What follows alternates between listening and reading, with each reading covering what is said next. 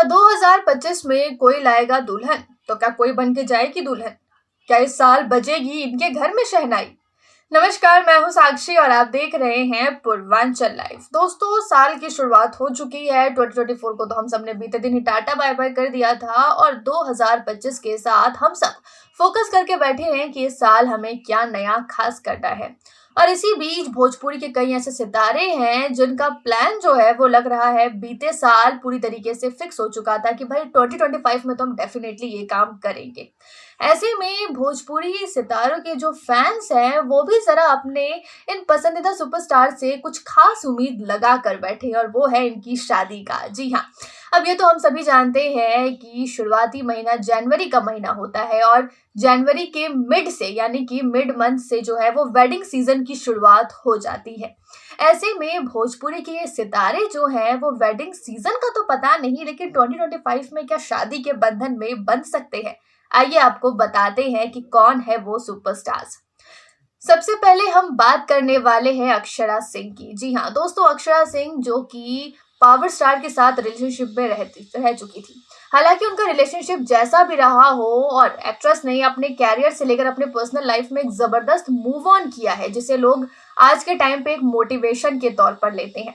ऐसे में क्या 2025 में एक्ट्रेस जो है वो शादी कर सकती है? इस पर तो बड़ा सवाल है, लेकिन फैंस जो है वो एक्ट्रेस को शादी के जोड़े में देखने के लिए बहुत एक्साइटेड है।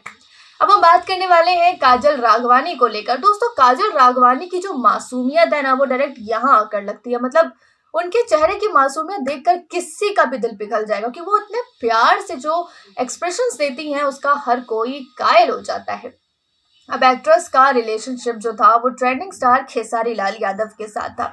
उनका प्लान भी था कि दोनों साथ में शादी करेंगे, लेकिन अफसोस दोनों ही अलग हो गए और अब अपनी अपनी लाइफ में खुश हैं। ऐसे में एक्ट्रेस जो है वो शादी के बंधन में तो बंधना चाहती हैं, लेकिन क्या 2025 में क्या एक्ट्रेस कर लेंगी शादी?